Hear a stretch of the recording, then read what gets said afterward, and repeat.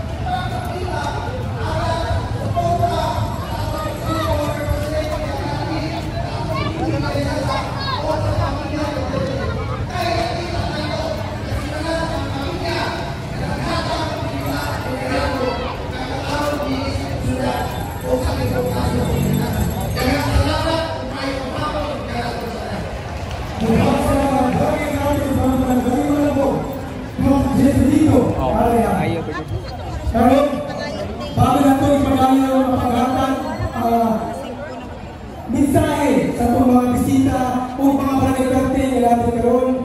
Ato sa ihatag sa itong song number para inspirational song para sa itong former President Rodrigo Roa Duterte. Atong palapakan, Miss Dwarf Diva.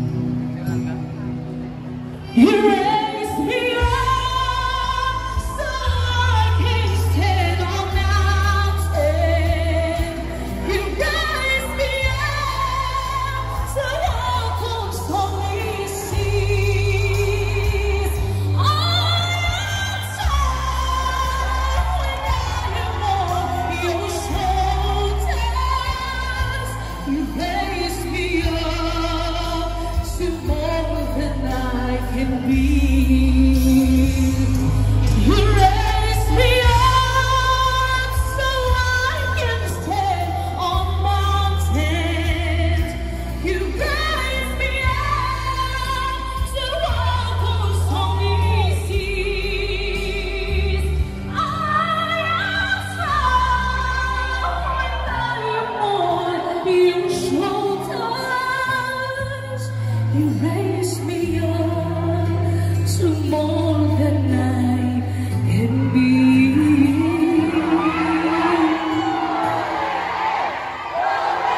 You raise me up to more than I can be.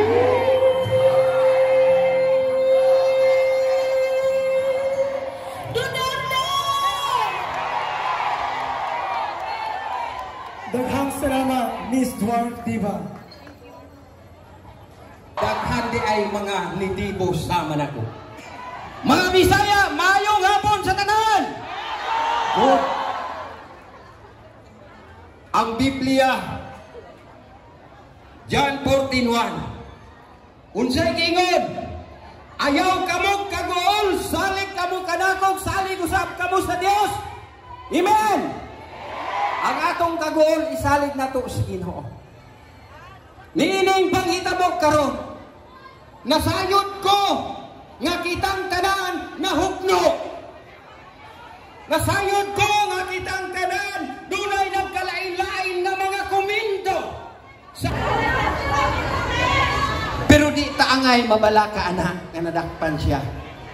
Kanaw sa kabutang nga ang mga tao magmata. Kay adunay ginasulti sa unang panahon, ingon pas mga tigulang kamong nangatulog pagmata. Pero karon akong balihon. Ha? Ang nagmata pangatulog. Aron sa inyong pagtulog, makita ninyo sa inyong mga damgo nga si Tatay Digong naggunit o kadaugan. Atong palapakan. Kinsay nagmahay diri pataas ang kamot? Ha? Wala. Mauna ang tinuod nga supporter sa mga Duterte. Yan! Hello! Suportahan yun ako ang sila-sila. Dili ta gusto nga mawad-an ta. Abi ninyo, lisod kayo ang usa ka anak ug mawad ang amahan o ginahan. Kinsay nakasinati. Walay mo tambag, walay mo advice, walay mo plano, walay mo hatag ug mga instruction. So sa kabata nga walay amahan ug inahan. Mo na para sa kuha, dili ko gusto nga watay amahan sa syudad sa Davao. Panindigan para mabot ang panahon, sila na tanan ang magbuhat. Wa nay mo babak. Matuman na ang ilang gusto. Bisag unsa ilang buhaton. Mga na mga igsoon kong taga-Davao inyo. Unta mo parang pabalik-balik kong tagpiaw. Duterte gyapon ta.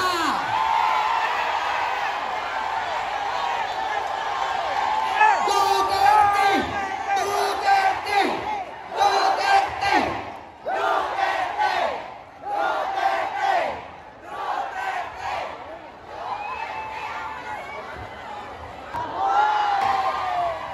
As of now, no, naapa siya sa Villamor Air Base, si PRRD, i-detain siya dito. Dili sila kahawa, no? Kauban ng iyahang asawa, iyang abogado, iyang anak.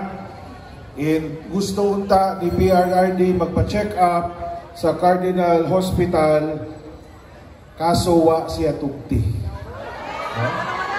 Wa siya tugti, kay gusto dito daw sa Veterans Batong Hospital, no? So choice magunda sa tao kung asa ka gusto magpa-check up, tama? Oh. And then nag-file na og kaning petition for certiorari and revision sa Supreme Court si Attorney Torion and si Attorney Vic Rodriguez. Palakpakan natin rin sila. Mabuhay kayo, no? Sa Supreme Court for illegal arrest of former President Rodrigo Duterte. Nag-file na sila, anak. Pati na po ng petition sa temporary restraining order to stop the implementation of ICC arrest warrants against former President Duterte. Ato anang paabuton nga mutingog ang Supreme Court, mga higala. O gusto yun nila ibiyahe karong gabi si PRRD sa Netherlands. Why nagpahulam o eroplano ng mga Pilipino? Why nagpahulam? Kabalo mo asa sila nanguha sa laing nasod. Dito sila nang hulam o eroplano para danon sa Manila kay ibiyahe si PRRD. Ampo kita nga di na madayon, no? Karong gabi una. So kantaan na lang tamo, mga higala, na English version ni You Raise Me Up, mo ni ang Bisaya na version, no? Ang Bisaya na version niya, ang mensahe ani, ang pagpangga ni PRRD sa Davao. Kahinumdum mo 2010 mo ni ang kanta niya na ginagamit sa iyang programa na gikan sa masa ug para sa maasa. Maayo kaayo si President Duterte sa atuang tanan. 182 barangay na atuan na niya masing asang bukira. So pakpakan ato og giampo si President Rudy Duterte, mga higala, o kaning awit. Kabalo ko, nagtanaw na sila karon sa tuas sa Manila. Ipakita, nag-live man muntanan, ipakita nato ang puwersa sa Davao. O nagpasalamat po mi nga daghan ang mga barangay captains, daghan ang mga kagawad, o giyanong nga tao nga naa sa atuang palibot karon. Nagkadaghan silang tanan. Palakpakan nato na sila. Walay nag-organize ani. Actually, patay suga. Wala pa LED wall. Naay ato ang di lami magsulti. Mga maayong mga kabubuton na mga sponsors nagpahulam sa mga sound systems nila. O katong mga artists nga naapod karon dire. Palakpakan nato ni sina Popong uguban pa. Daghan pa. Kung naaman mo yung mga amigo na gusto mo kanta dire, ato silang pakantahon, mga higala. So kani nga kanta para sa inyo ha, para kay PRRD. Mabuhay si PRRD! Sa mga naglabay katuwigan, gisulban mo ang among suliran. Gidasig mo kami, gialagaran, kadunay ka sa among giliran. Giagak mo kami sa kaayuhan, giluwas mo sa daghang pagsulay sa panahon sa among kalisdanan. Gisabnay mo kami sa imong pagmahal. Atong giampo si PRRD, mga higala. Mabuhay si PRRD! Mabuhay ang Duterte!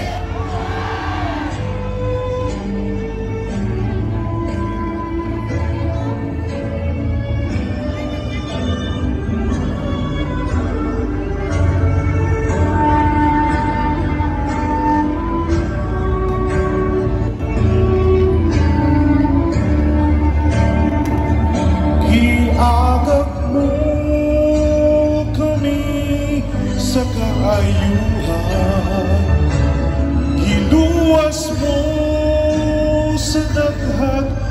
pagsulay sa panahon sa among kalisdanan. Sapnay mo kami sa imong pagmahal. Lutot. Duterte! Duterte! Duterte! Kami kisaligan, ikaw lamang ang among dapanan. Sa panahon sa among kalisdanan, isapnay mo kami sa imong pagmahal. Giagap mo kami sa kaayuhan, giluwas mo sa daghang pagsulay sa panahon sa among kalisdanan. Sapnay mo kami. Mauli ang sulti ni Digong sa atuang tanan. Ako magpabilin ninyong sulugoon. Daghang salamat. Mabuhay ang Duterte! Duterte! Duterte! Igawas ang atong mga cellphone kung unsa mga butang nga dapat nga i-voice out ninyo, nga ihatod ninyo o ipahayag ninyo sa tuang former President Rodrigo Roa Duterte nga mag-ingay ka, magsaba ta sa Facebook kung unsa mabuhat ninyo like sa itong mga kaldero, pito, kung unsa pa mga saba nga dapat nato mabuhat para nga itong amahan sa tuwang syudad sa Davao mabalik diri. O karon atong i-acknowledge no, o ang atong introduce ang atong kaubanan from LGBTQIA+, CB host, comedian, atong paribakan, Miss Chops and Lady Bob.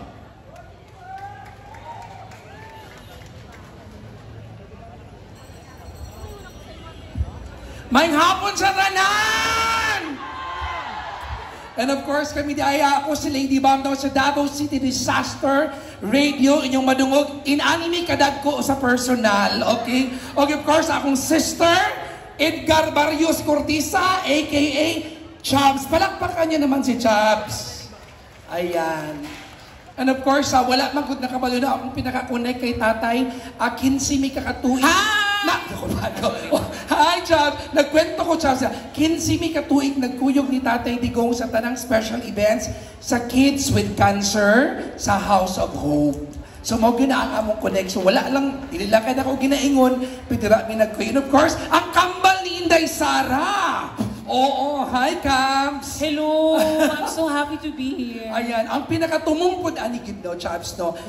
We are very proud members of the LGBTIQ.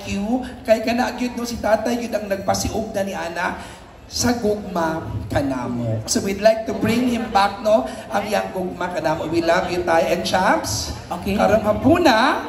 So, di nga mo na singer man gidaw ta, so I will try. Uy, bahalag na pagaw ta mo kanta kita. Uy, pasensya ka na ano gamay na rekem ko gamay pero mo kanta jud ko para sa inyo. Ang pangutana, andam na ba mo? Oh, kamay sa dibdib. Charos. Pero ang mga nanay di ay nag-remind sa mo ang mga doctors no sa City Hall nga ang mga senior citizen kalma lang gamay labi na tong wala nakainom sa ilang losartan, amlodipine, metformin o uban-uban pa ha? Okay ra ba? Okay, sige. So now we will be singing to you some songs para mo kalma tagamay. This song is called I Can. Because if I can, she can, we all can. We can do this together as one. Amen! Okay, let's do this. Music. And si Sir yung taga-Carmen, ang best speaker. Salamat sa imo, Sir. Oo, nalingaw ko kang Sir, grabe. Pero imong asawa, kung unsa iyang maingon nga di siya gwapa, problema na nimo sa ero. Pero I love you, Sir. Let's do this. I can live. But the will that we gather in the name. And then, so know the will, to make it our own and to live it in our lives. Guide us by your wisdom, support us by your power. For you are God, sharing glory of Father and Son. You desire justice for all. Enable us to uphold the rights of others. Do not allow us to be misled by ignorance or corrupted by fear or favor. Unite us to yourself in the bands of love and keep us faithful to all that is true. As we gather in your name, may we temper justice with love, so that all our decisions may be pleasing to you and earn the reward promised to good and faithful servants. You live and reign with the Father and the Son, one God, forever and ever. Let us pray. Lord, may everything we do begin with your inspiration. Grace, the Lord is with you. Blessed are you among women, and blessed is the fruit of your womb, Jesus.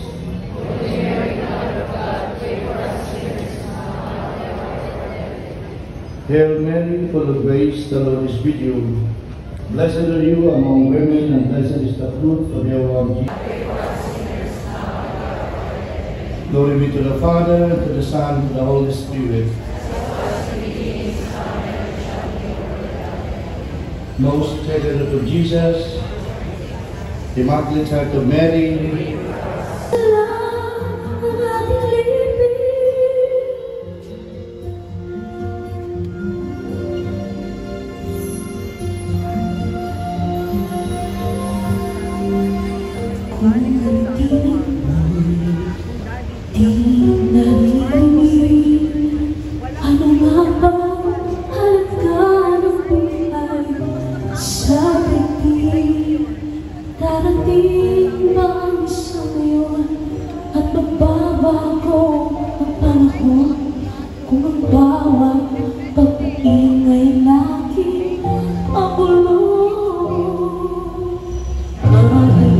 Ko pa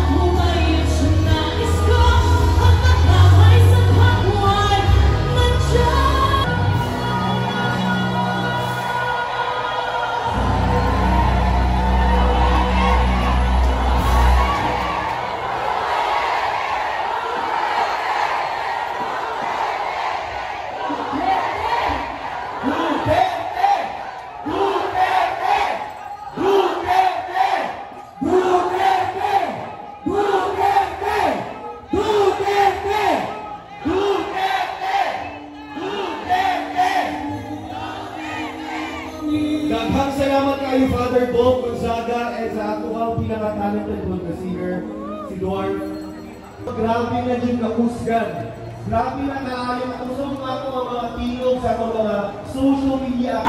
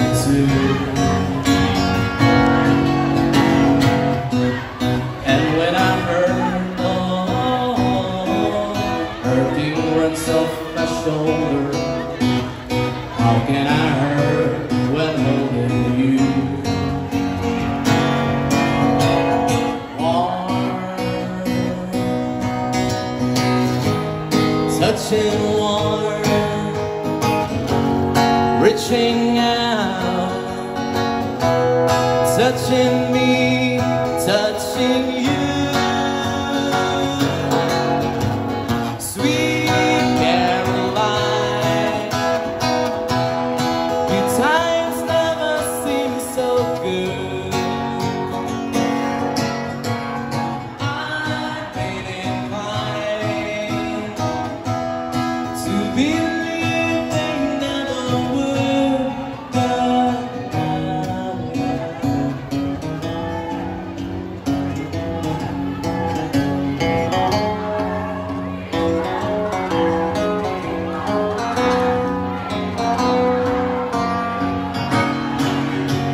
Sweet Caroline, your times never seem so good.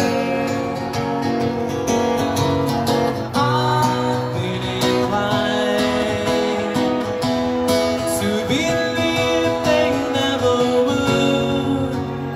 Sweet Caroline.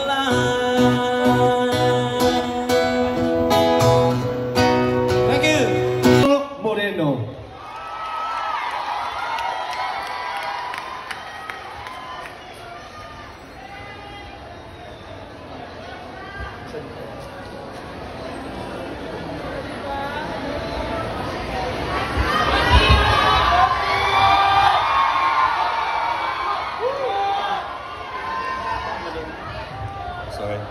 Sorry, di kita taas.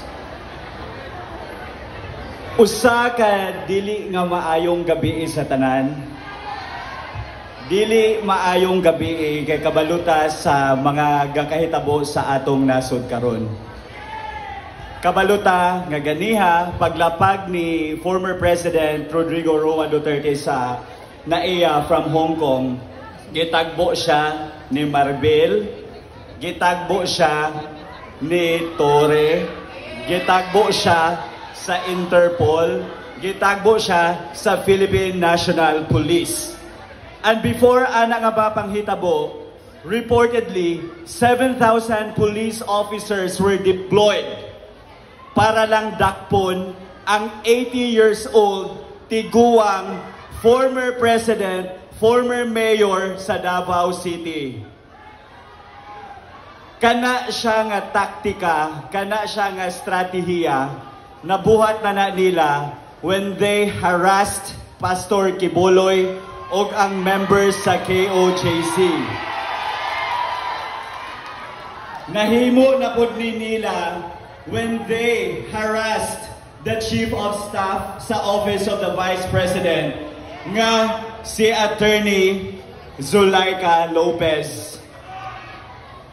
Ang political persecution o ang political harassment wala ra nag-stop sa mga tao ni Tatay Digong, kundi gi-target pud mismo ang Vice Presidente sa Pilipinas nga si VP Inday Sara Duterte. These are harassments perpetrated by a dictator. Diktador Bongbong Marcos.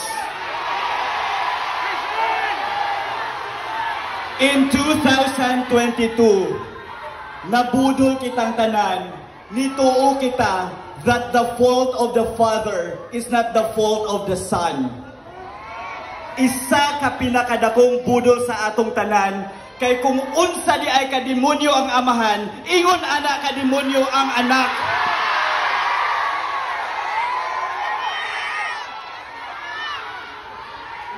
Dili ko sanay mo tindog o mo istorya atubangan sa Katilingban, lalo na dire sa Davao.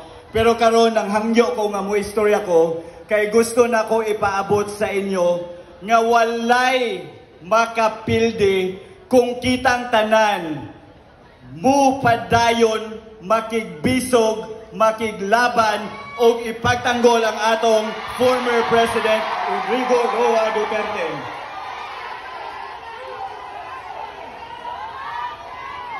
Hatagan ta mo og context. I'm a writer. I know that some of you are following me on social media, so I always do my research. Now, in January 10 of 2021, ang US State Secretary and CIA Director nga si Mike Pompeo, he said that the ICC is corrupt, politicized, and incompetent. This is the reason why on September 2, 2020, ang United States of America gisanction nila ang Chief Prosecutor sa ICC nga si Fatou Bensouda o another senior prosecution official nga si Paquizo Macho Choco. O in November 11, 2024, under investigation ang Chief Prosecutor against sa ICC for sexual misconduct. Why is Bongbong Marcos allowing these people to judge the former President of the Republic of the Philippines? Kani nagapamatuod lamang nga ginapolitika o wala gina-follow ang rule of law sa atong nasod. In 2011, ang Bayan Muna, they said that one activist is killed per week during Noynoy Aquino's time. In 2011, it is also reported that EJK murders are high during Aquino's time. In 2014, mainstream media reported that EJK was biggest concerns here in the Philippines. In 2015, Philippines is one of the deadliest countries for journalists. In 2015, the Philippines was considered as among the worst countries for human rights. Nganong wala giimbestigahan ni Laila de Lima? She was the Secretary of Department of Justice at that time. Ngano ang giimbestigahan ni De Lima ang tao nga nag-initiate og 203,715 anti-drug operation sa entire Philippines. Ngano mas giuna ni De Lima imbestigahan ang tao nga nagprotekta sa atoa against sa mga criminals and drug addicts. Kana pa lang, dili na dapat eskwelahan. Gamay pagsabot pa lang, makabalo na kitang tanan nga gipolitika ang atong former President Duterte kay ngano, he has a very big chance of winning the mayor position sa Davao City karong eleksyon. This is an election issue. This is no longer about human rights. Because if they are really serious about their contentions about human rights abuses, then dapat from Coris Aquino time down to Pinoy Aquino again, dapat giimbestigahan tanan human rights abuses. Pero nganong gipili lang during Duterte's time? Kay kabalo sila nga nitatak sa isipan ng bawat isa sa atin ngayon na ang Duterte administration ay may ginawa. Hindi puro ngawa. Hindi puro iwi. Can any one of you come up on stage now and itemize or enumerate the achievements of Bongbong Marcos? Wala. Pero karon kaya na ako isa-isahon ang achievements ni President Duterte during his time. Kaya nga no, po kaya na ito maisa-isa. These are tangible projects. Nakita nato ang iyang mga programa o kini dili ma-erase o bisang unsang trump-up charges against him. Unang-una, because of that war on drugs, 22,093 barangays were declared drug-free. Unsay nahitabo karon? Namalik tanang adik. Why? Nganong namalik tanang adik? We have a PNP chief saying nga ang drugs para gamiton lang overtime and it's good for our economy. Buang siya!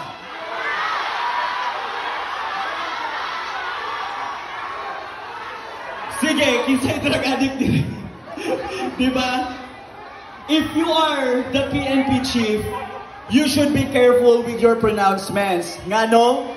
This would encourage people to believe and do things that come out from your mouth. So, ang kaniya itong mga drug addicts, they feel entitled and empowered kay nakasabot ang PNP chief. Madakpan ka, drugs. Ano ingon man si PNP chief na ginagamit naman ni pag-overtime. Ngano inyo kung dakpon, edi mag-drugs ta. Ingana ang likelihood sa argument sa PNP chief.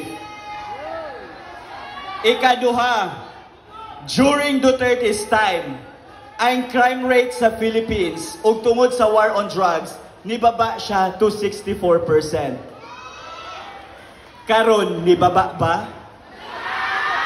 Kanus amo nakakita nga karong gabi una, gi-rape tigulang, pagkaugma, gi-rape bata, tanang suspects, drug addict.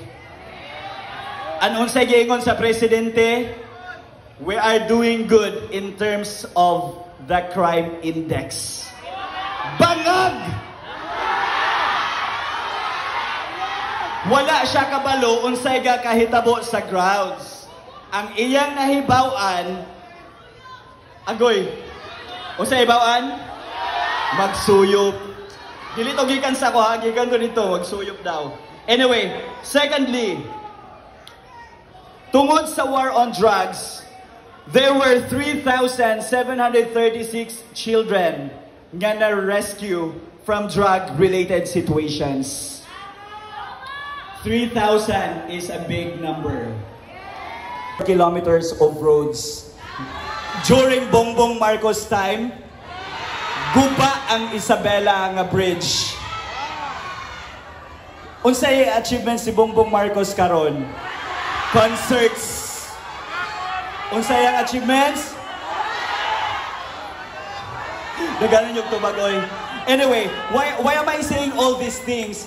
I am saying this Because tungod sa war on drugs, siya ang naging pillar para mabuhat pa ang ubang projects. Kaya kung ang isa ka syudad, ang isa ka country, ang isa ka nasod, kung secure kita na ang culture of security, makabuhat kita og maayong programa pa para sa atong katawhan.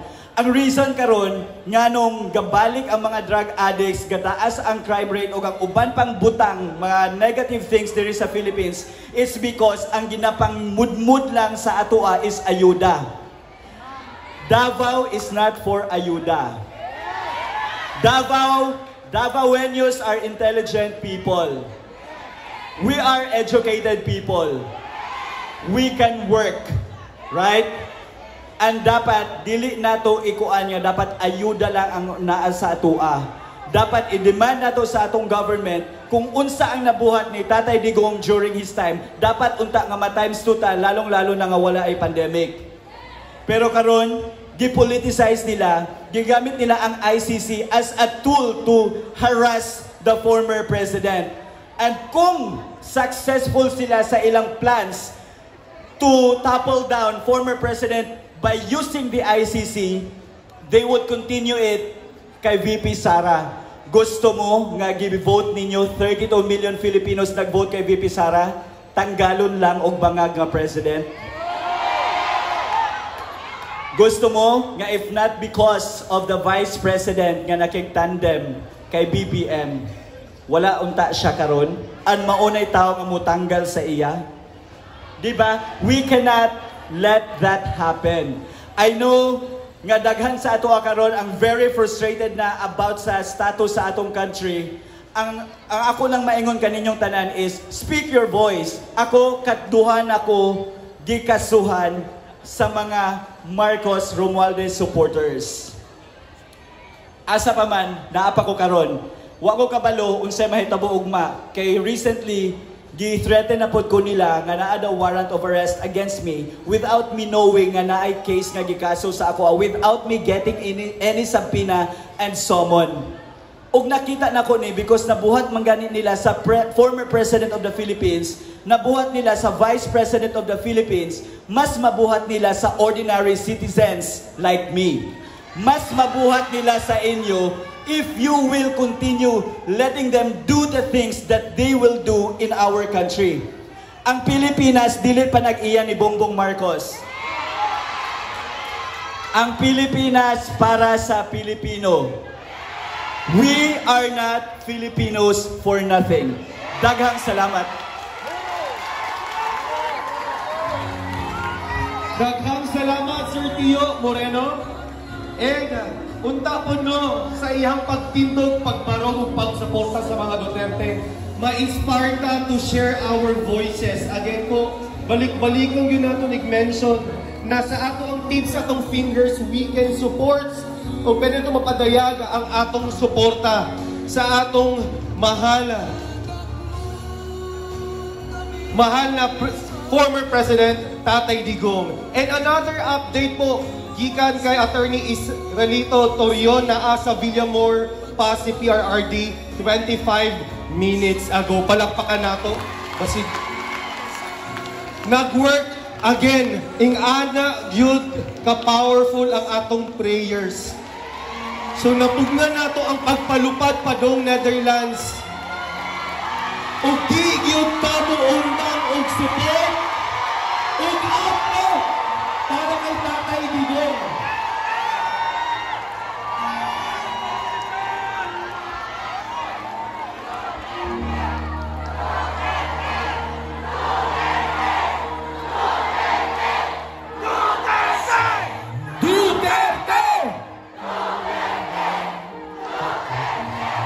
So again, kato ang update 25 minutes ago. For now, nakapaghihapon si Tatay Digong sa Villamor base. Pero patayon yung gihapon tag-ampo kay daghan kaayong pwede mahitabo. O isa pa, pinakagwapong mahitabo ang atong pag-ampo na mag-grant yun sa Ginoo. So because of our prayer, and I know at the end, because still of our prayer and support, posible yun nga di yun madayon ang paglupad ni Tatay Digong padong Netherlands. Salamat sa Ginoo. Salamat kay sa Ginoo. Maayong gabi sa tanan. Kay daghan jud ta kaayo nga nag-atinog, nagpakabana sa ato ang tatay.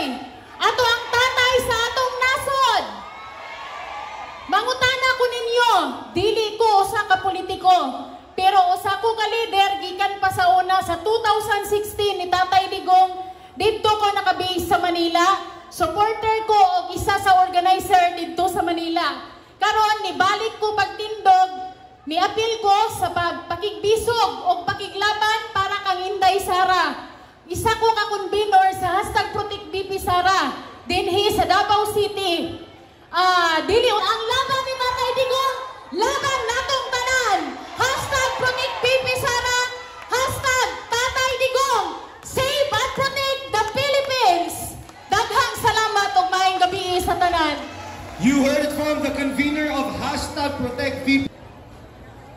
At makakausap po natin yun si Davao City Mayor Sara Duterte. Nakaramay po si Davao City Mayor Sara Duterte sa pamilya. The hometown of Philippines. We now have on the line Davao City Mayor Sara Duterte. Mayor, the measure of the success of terrorism is how long a victim will stand up. So we are standing up right now, not tomorrow, not on Monday, ngayon kaagad. It will take 100 bomb incidents in Davao City to put us down.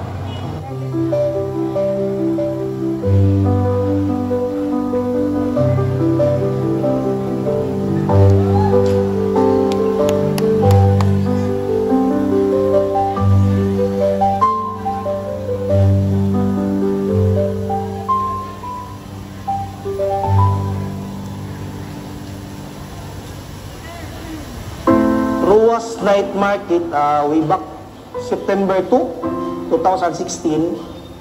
So kato gikan mi og hatod sa akong mga computer. Tapoy akong lawas, so nagpa-massage mi ni Mrs. Nagsuroy-suroy gud mi as anong dabawin niyo gud ka nagsuroy-suroy sa Rojas. Kay kami manggod nga pamilya sa una pag Friday, tapos Saturday, wala ko'y biyahe. Sa Davao, may nagatulog. Nangukay mi, panamit mo sapatos, magkaon. Tapos, gikapoy naman, ingon ako, ulit na ta sa hotel, kanang magtulog na ta kayo, kayo pa. Nakapit man na si Mrs. o kaning lingkuranan dito sa massage. Pero that time, tigid ka daghan tao ng massage area. So ambot kung say sa Ginoo nga nakalingkod dayon siya. Tapos nakalingkod to si Diyos. Ito akong anak. Mga 9:30 siguro sa gabi Friday. So nabutog yun ang kuan, nabutog yun ang bomba. So first na ko na kuan, pagtulong na ko kanang pusti lang yung natumba. Kaya nangurog man ko pag-igo. Tindog ko, pagtindog na ko, kurog kong sa mani, damguran niyo sa mani, wala na ko, ano man yung umoy. Parti akong gritil. Pagbuto, siyempre, ito nang murag, naagihan ko. Sige tabang, sige singgit ng tabang, pero dili ko kadungog sa kuwang singgit na tabang, kaya bungol ko. Murag mag-iko-iko, gud ang mong paminaw. Anong gawas na po, di ba? Punta kong dispense, ibutang na ko si Diyos, tapos gi-revive dayon siya sa mga doktor. So ginahulat na ako nga naay mo abot. Kaluyan sa Ginoo abot pud si Mrs. Nakita niya man niyang anak nga ginasakyan kay gina-revive. So na siguro sa iyang isip na daw delikado na iyang anak.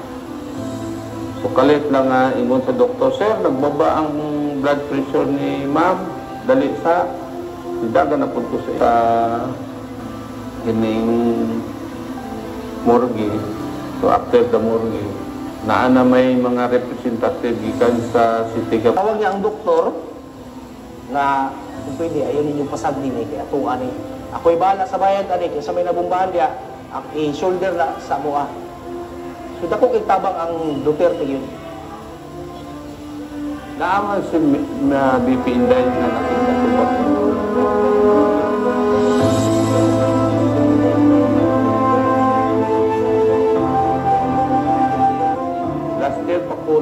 mahibalo nga nahulog ay ang iyang duha ka anak sabay sa amo ang nitabo. Kanang mag-mourn gani tas ba. Kung makaingon ko nga ano gid giayo gid ni PRRD ang Davao. Lami gid ko yan. Tinuod lang. Kung wala siguro ang Duterte sa Davao, mas worse pa ta sa Afghanistan siguro. Even ang Pilipinas, kung wala si PRRD naging presidente, dili ta ka uli sa Davao o late night ay. Sa pamilyang Duterte nila, binagang Tatay Digong, naghaking salamat ay. Palakpakan nato utang kabubuton nato ato ang kahapsay ug atong pagpanginabuhi diri sa Davao City. Kabalot ang tanan nga ato ang former President Tatay Digong ug si Vice President Inday Sara gikan sa Hong Kong. Kaubanan ang atong mga supporters sa Duterte family dito sa Hong Kong, mga OFW. O grabe po na ay mga lideres nga kauban nato karon nga mga OFW po nga gusto magpadayag sa ilang mensahe o suporta. Kaubanan nato from OFW GME, the Global Movement Empowerment International. Palakpakan nato sa iyang mensahe si JJ Acedo.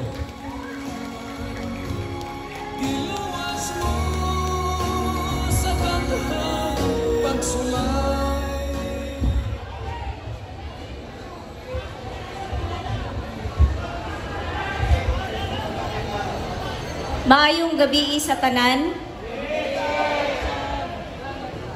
Kami sa OFW sa kadugay nga panahon, wala mi nag-apil-apil aning politika. Kay gibiyaan ang atuang nasod kay tungod hopeless. Walay trabaho, walay kaugmaon nga nakita. Sa panahon atong 2014-2015, naay movement for Duterte, Run Duterte. Ako, usa ka taga Davao, ug dati po ko nagtrabaho sa gobyerno. Nagtapok ang tanang Bisaya sa UAE para magmugna og movement para kay Tatay Digong. Dili nako lubos maisip nga malibot nako ang UAE. Ang Pilipinas wa gyud nako ni nalibot. Gibuhat namo ang tanan. Dili para sa amo ang kaugalingon, kundi para sa atong kaugmaon sa Pilipinas.